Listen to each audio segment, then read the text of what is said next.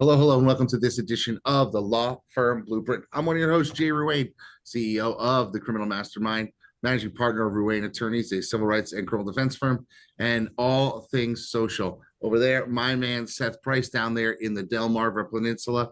He is the grand poobah of Blue Shark Digital, as well as managing partner of Price Benowitz, DC, Maryland, Virginia, South Carolina, Wyoming, North Dakota, South Dakota. I'm not in Montana. You're gonna get me in big trouble. I think we got to Yellowstone stop kid. because it's just you're gonna be, like, no, we're DC, Maryland, Virginia, South Carolina. That's all we got right now. Yeah, but you never know. You guys are growing. You want to buy a firm in Connecticut?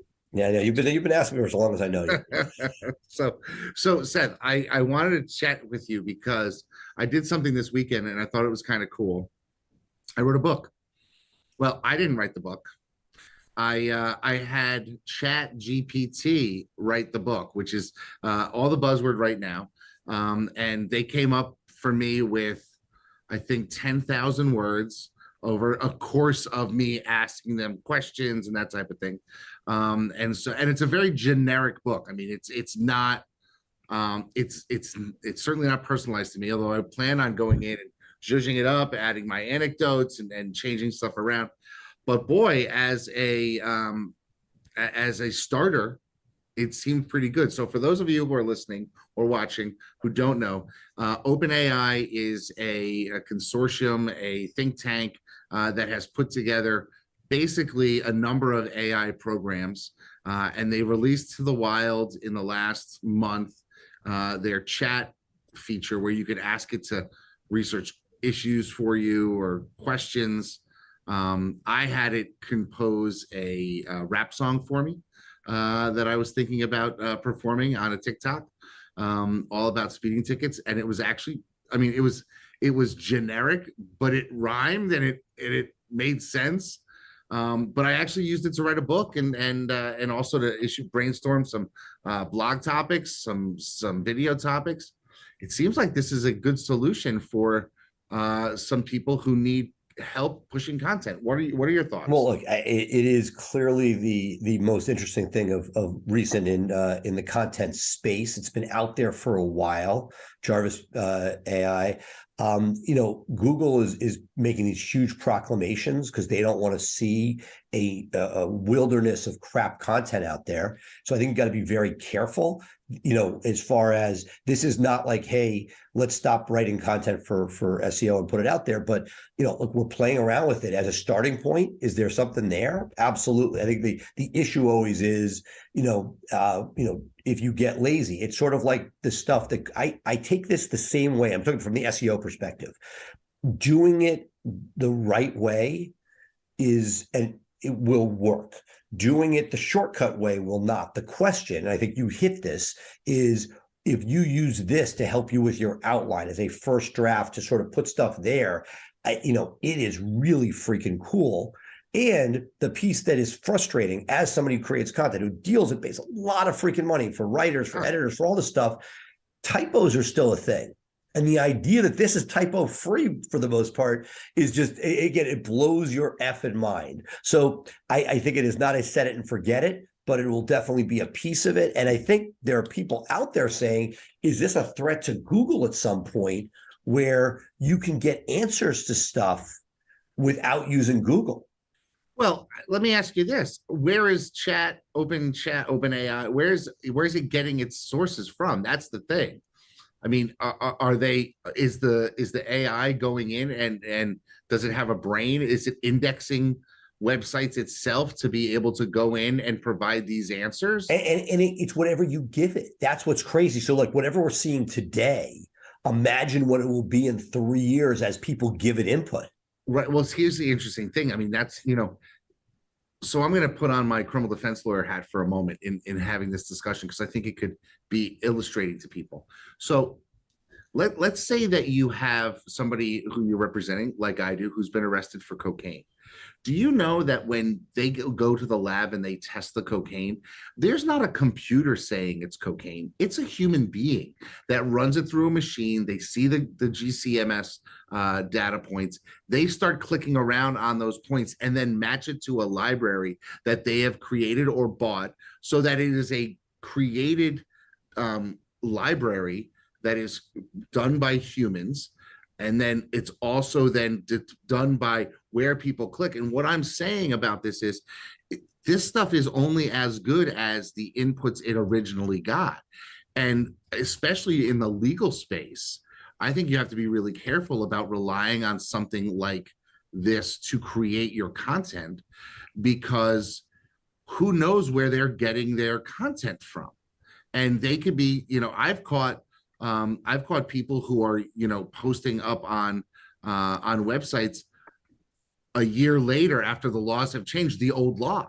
And, we got to catch it and take it down and that type of thing. And so it's one of these things where you can't really rush into just using them. Agreed, but how cool would it be to, with the set and forget it? Because we all have pages that are aged on our site. Imagine you could have it read through and flag potential issues. Oh, that would be huge. I'm just saying, like, that would be an example of, and again, you wouldn't want to just automatically update it, but right. The idea that it could tell you, hey, because think about how much stuff did you write 15 years ago that's sitting out there. Yeah. And I know that when major changes to the law come, we go hit it, but that there are things that this could touch. So to me, I look at it right now as a starting place, almost like a first draft. But there are a lot of people watching this. They're saying, hey, how do I, game the system? But I'll say the following, which is, what happens to the guy who's trying to, this is where it gets crazy. Let's say there's a new mass tort and you're like, look, I'm going to put a burner site out there and I'm going to use spam tactics to get the links in. Yep. I'm going to put this there.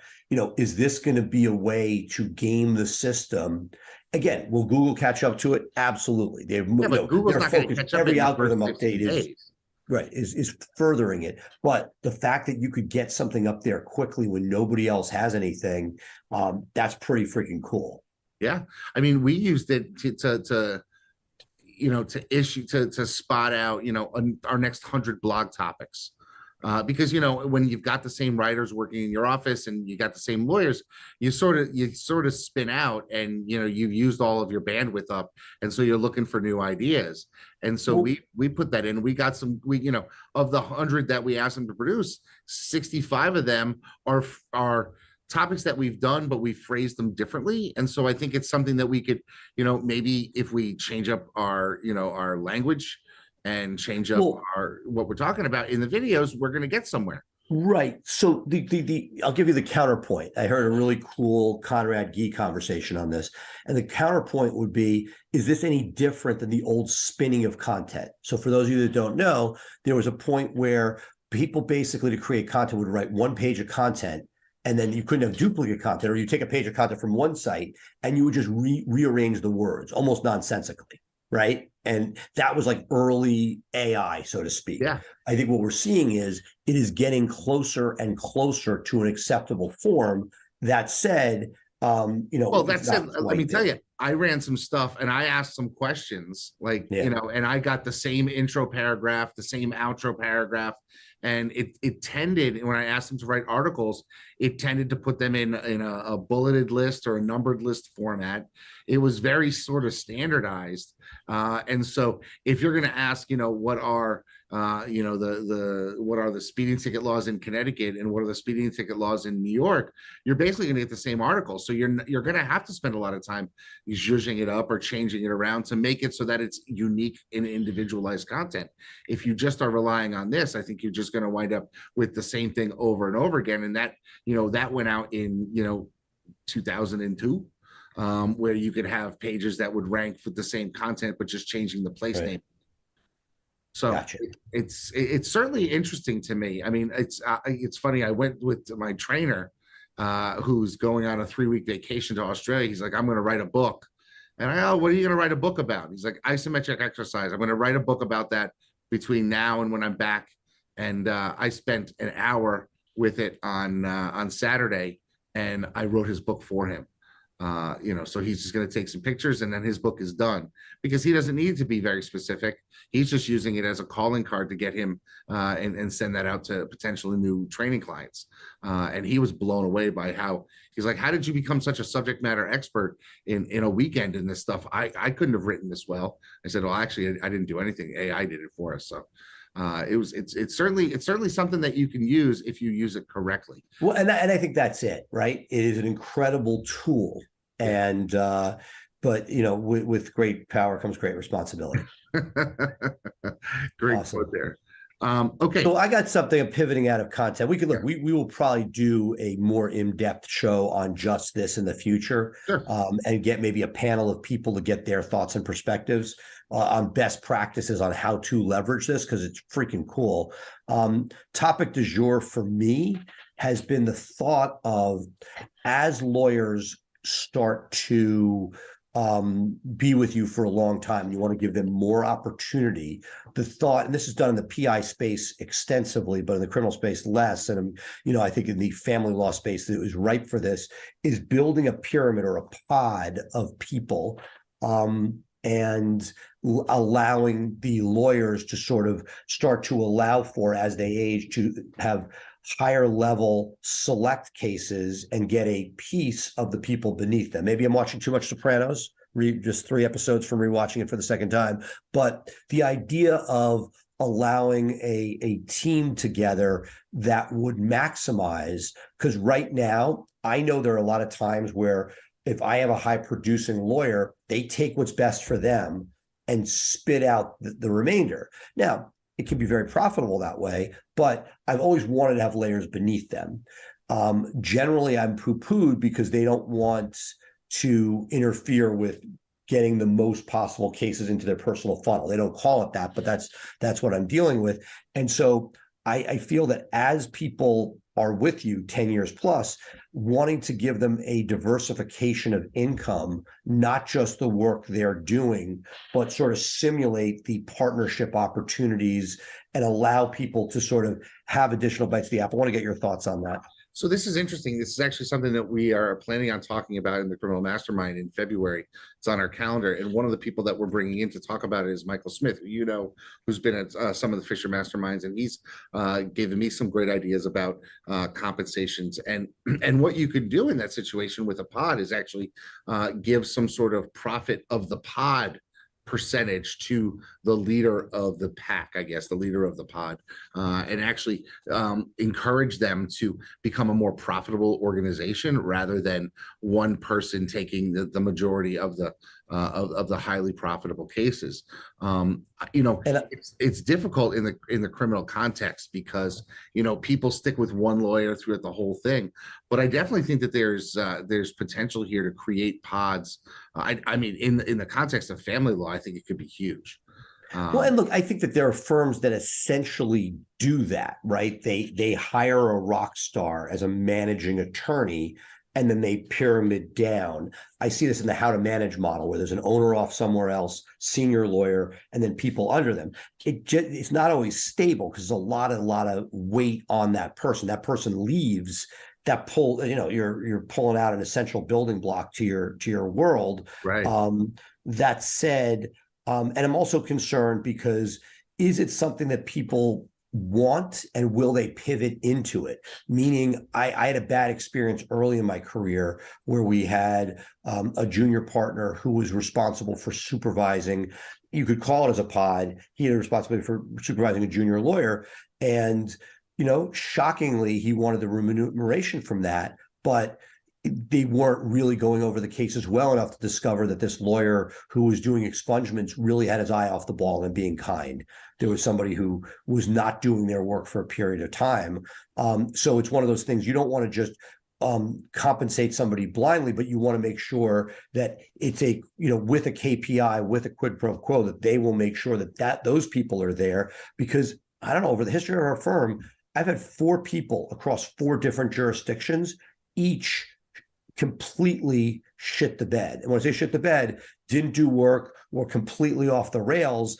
And you're responsible from an ethics point of view to make sure that you have that checks and balance. But it's statistically significant, the number of junior people that have had major issues.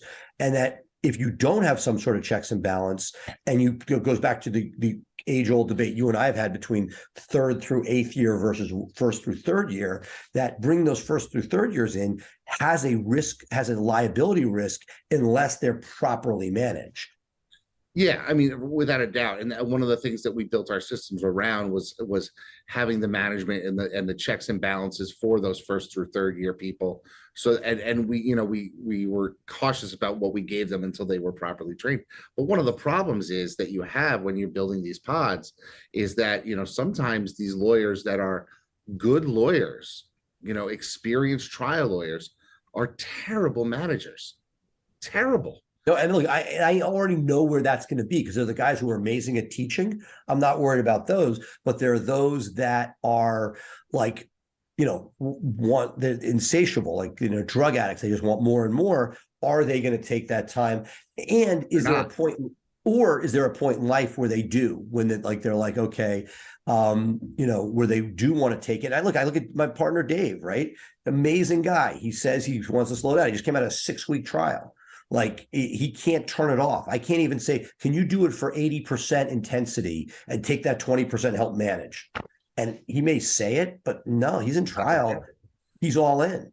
Right. And that's part of the thing. And we have a tendency to promote people to positions because of time with you, and not necessarily because of their skill in actually managing. And that's huge. I see, like, I've made that mistake countless times on my intake team. I promoted somebody because they were the senior person, and that we had before the woman we have now, who's amazing. We had a real mistake made where somebody came in who was a great guy, could be a senior lead, but couldn't manage people. Yeah, I mean, that's a problem. I mean, we have a problem right now going on with one of our overseas people where they are just disappearing. And I mean, this was a talent who was one of our first people and has been a rock star in the last 6 months, has just essentially disappeared. And they're on a performance improvement plan. It's not taking. And that's a challenge because we've had them go back to their supervisor.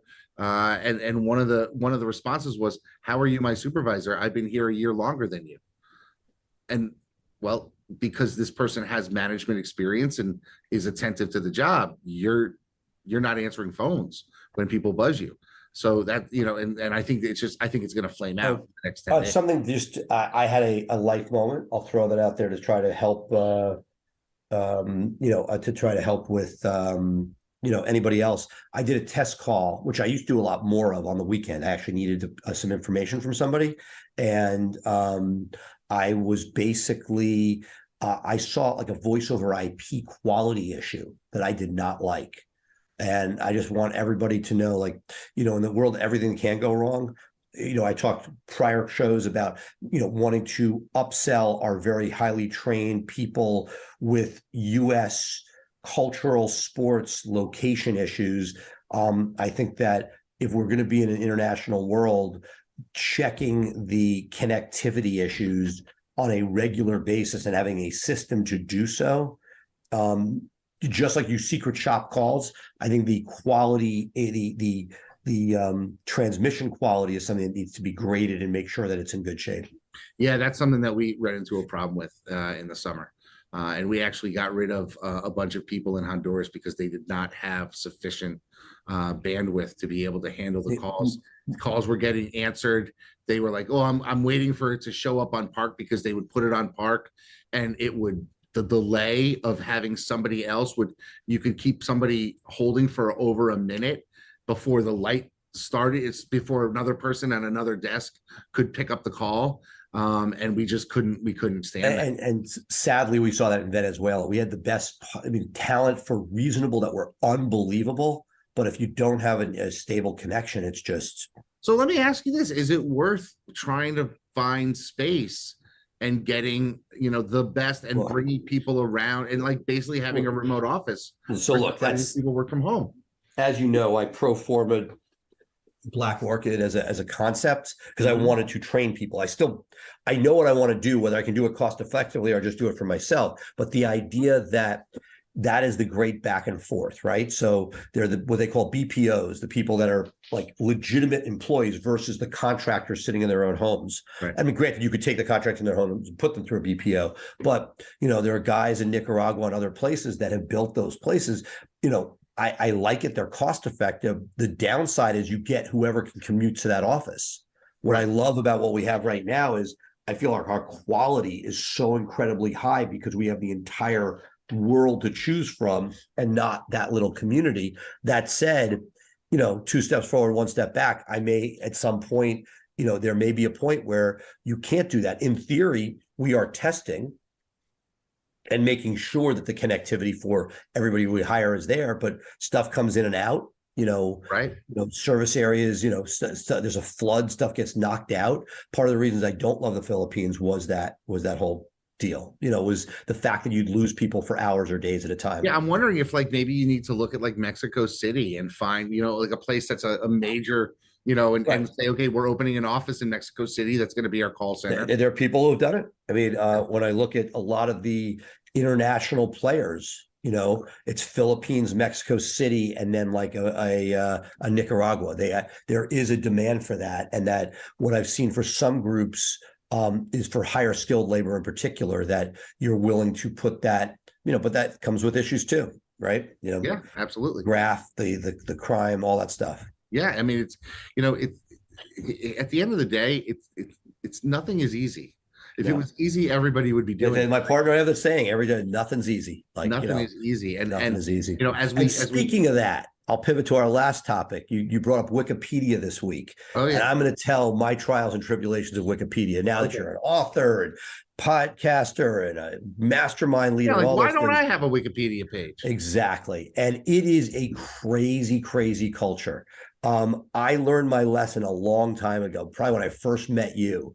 I went and found a guy online who I forget what it was, for $500 would get me on Wikipedia. So I'm like, sold. And I found, Wikipedia posting service. So I put it on. I in fact used Dave. I was pushing Dave Benowitz, who's legit. He's in the paper. He's in the Post. He's doing national stories. And we got flagged. I'm like, what the fuck? And it turns out, I assume it's still the rule. I've not looked at it recently, but we do a lot with Wikipedia, but you are not allowed to pay a consultant to put you on Wikipedia. That is against their rules. And Wikipedia, as you start peeling the onion, is a bizarre thing. They ask for money, but they have a ton of money. It's a bunch of people. It's almost like the people running this are the Instagram comment section. It's like they would eat their own young. I had a guy for a while that acted as an advisor who helped me navigate, and I had a stub, and then I didn't have a stub. And this is the worst part. You could be an Australian fourth league, part-time rugby player, and that qualifies. Right. But a business owner that employs several hundred people, who's published places and does all sorts of stuff, unless you check the box of articles written about you, there's a disdain for business owners. And so it is political. It's counterintuitive. Be careful about taking somebody publicly who says they do it because they know who those people are. There's a whole gotcha mentality. So what we have tried to do is leverage people that are already legitimately in that ecosystem and then find tie-ins to it. But it is not for the faint of heart. We have, found certain paths to success from an SEO point of view. But man, to get the Jay Ruane article where legitimately you've touched many, many people's lives, it is a real to-do, and something that is counterintuitive and not easy and extremely frustrating. Yeah, I can only imagine. But I was just thinking about this week, but we're heading into the last 10 days of the year, like 8 days left now before New Year's. Do you have any New Year's resolutions, Seth? Well, I am excited. I am off to the Holy Land. I say next year in Jerusalem, and we'll be in Jerusalem. Excellent. So excited. And I think it's to continue to work on the work-life balance, enjoy the stuff. In the last couple of days, I was able to hit a hockey game to watch the OV run and big Giants Commanders game. So I feel like, friends, sports, work, family, like try to make sure that you check all the boxes. Yeah, I mean that's really what it all comes down. I'm still going to focus on my health next year. I want to keep dropping the weight that I've been able to do. Start working out. I got to do more cardio. I love lifting 3-4 days a week. I got to do more walking. That's really at the end of the day. I got a question, because But you are Mr. before, Systems. Why is there okay. not a system for that for you? Well, I do have a system. I just ignore it. What I have found that works, it's a pure system. I got to just get out of bed and do it first thing in the morning, because once my day starts, I get away from it. But I wanted to tell people, if you are out on a walk, you can take us on our podcast replay of all of our shows. It's available wherever podcasts are available, on Google, on Apple, on Spotify, on Amazon, on Anchor. You can check out the Law Firm Blueprint wherever you go. Please take us on your trips when you have some downtime over the next couple of weeks. Be sure to fill up yourself with all of our back catalog of episodes. There's some good stuff. I was just listening to one of our old shows where we did a bunch of hacks, and some of them are still valid. So go back in our history and find some of the marketing hacks that we put out there. There's some really good shows where we Are we going to do like we did prior years? We're going to do a holiday run of shows. We're going to do some runs of shows next week. I got a lot of good feedback in the group from my review of Clockwork by Michael Michalowicz. So I reread Purple Cow by Seth Godin. I did a video about that. And I'm going to be working on a whole bunch of stuff. I'm going to do a book a week. That's one of my resolutions for next year. Question. We talked about AI. If I want to record stuff, like you always talk about, like I want to, talk a book in, where, we got one project going. What app, or what do you think is the best way to record it, to sort of make it as easy, upload it, get it edited and transcribed? So I'm a big fan. I've been using SpeechPad for years, and they have dial-a-call. So you just dial in and you dictate it to them, and then they push you back. What if you want stuff where you don't have connectivity? Well, what the easiest thing to do in that would be make a voice note on your phone, and then upload the voice note to something like Otter and have it transcribed. That's how I would do it. And since I use a lot of Otter, I do it on the cheap. So it would just be voice note to an MP3 or a WAV file, and then upload that WAV file to Otter for transcription. Are you going to work on Tiger Tactics too? Exactly. So there you go. Yeah, I can't imagine seeing you hunched over a keyboard. I don't think that's your style. No, it's not. But I'm not sure what the over the Atlantic, what the connectivity will be. Oh, I'm sure it'll be fine. I'm sure it'll be fine. We're talking from DC to Israel. No, but meaning you can't dial into a phone number there. Oh, well, you wouldn't be able to do that. You can't dial any of those services. No. That's why you want like a voice note or something that's on your phone. Yeah, so I would just leave a voice note on your phone and upload that. And folks, if you want to suggest a book for me to read, I'm going to do one book a week in the Law Firm Blueprint group. Let me know down in the comments, or send me a DM. You can catch either Seth or myself anytime through any of our social channels, or you can email us. And I think that is it. Of course, we're going to take the next week off. Seth's going to be abroad. We'll be back in January for season 5 of the Law Firm Blueprint, which is astounding me that we're going into season 5. And we've created some good stuff over the years. So thank you all for being with us every year. And if you have any suggestions, something you want to hear about, something you want to talk about, please drop us a line. But for that, Seth, any final words for? No, excited for a great holiday, and we'll see everybody in January. Awesome, folks. So happy New Year from Seth and from me. And we're going to say bye for now.